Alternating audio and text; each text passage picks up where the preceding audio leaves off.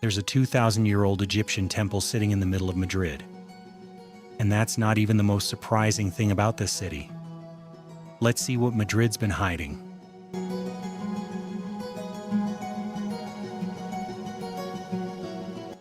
We're starting right at the center, literally. Look down and there's a small marker on the ground. That's kilometer 0. Every road distance in Spain, every single one, is measured starting from this exact spot. Stand here, and you're standing at the mathematical center of an entire country. But once a year, this square turns into chaos on purpose. Every New Year's Eve, thousands cram in here to eat 12 grapes as the clock strikes midnight. 1 grape per chime. Miss one. Tradition says your luck's already gone for the year. People practice this, seriously.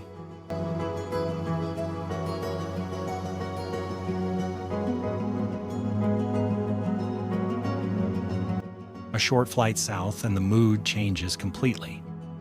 Today, Plaza Mayor is cafes, street performers, people posing for photos, but for centuries, this exact square was Madrid's stage for public punishment. Inquisition trials that could end with someone burned alive in front of a crowd that came to watch. The last one happened in the 1700s. Somewhere under those cafe tables is where it happened. Nobody sitting there today is thinking about that. Maybe they should.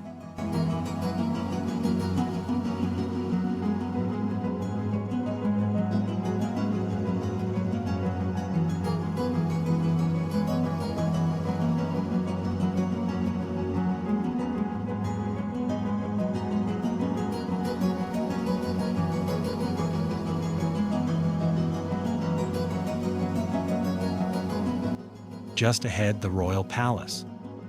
And it only exists because the last one burned to the ground. Christmas Eve, 1734. The fire tore through the old fortress here and left almost nothing standing.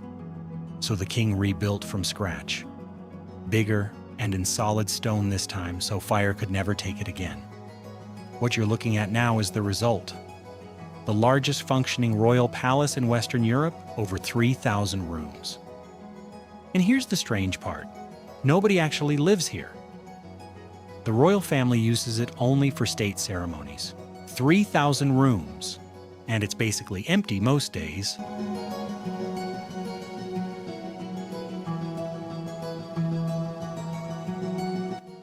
Quick thing, if you're enjoying this flight, hit subscribe now because the strangest stops are still ahead.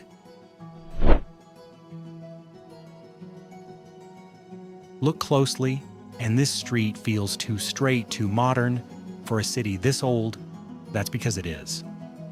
Gran Via didn't exist until the early 1900s. Engineers cut it straight through a dense maze of medieval streets, tearing down hundreds of buildings people had lived in for generations. While it was being built, locals actually nicknamed it the Great Fraud because construction dragged on for over 20 years with barely any visible progress. Today, it's the busiest street in Spain. Nobody calls it a fraud anymore.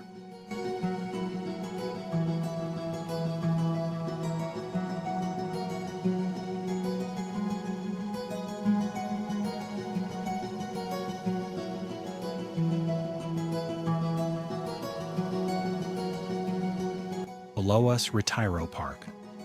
125 hectares of gardens, a lake, a glass palace hiding among the trees. For most of its history, none of this belonged to you.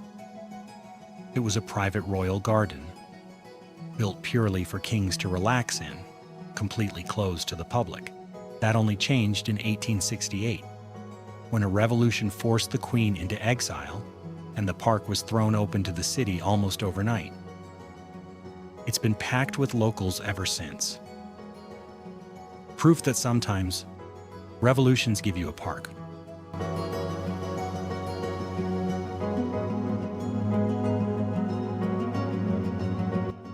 This building holds some of the greatest paintings on Earth. But it wasn't built for art at all. It was designed as a natural history museum. meant to house minerals and scientific specimens. Then the Napoleonic Wars hit Spain hard, royal finances collapsed, and the empty building needed a new purpose fast.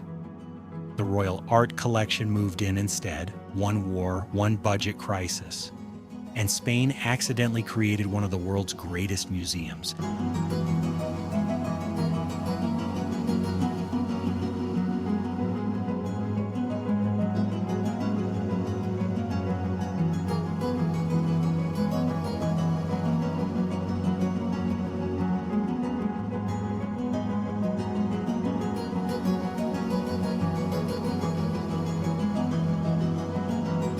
And here's that temple from the very start.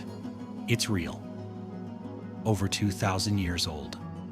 Gifted by Egypt in 1968 as a thank you for Spain's help, saving ancient monuments before they were flooded by the Aswan Dam. It was taken apart stone by stone, shipped across the Mediterranean and rebuilt here, decent, facing the exact same direction it did on the Nile. An actual piece of ancient Egypt, quietly sitting in a European capital, and most tourists walk right past it without knowing what they're looking at.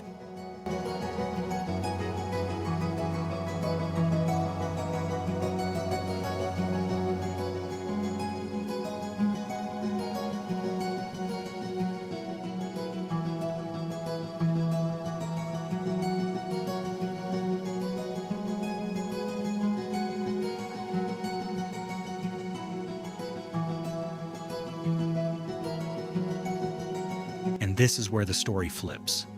No kings, no fires, no revolutions, just 4 towers, built in the 2000s, competing to be Madrid's tallest building. One of them held that title for less than a year before the next one overtook it.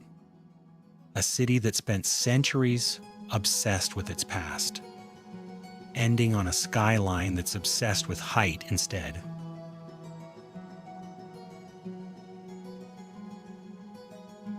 That's what Madrid's been hiding. Like it if you want more and subscribe. There's a lot more still buried out there.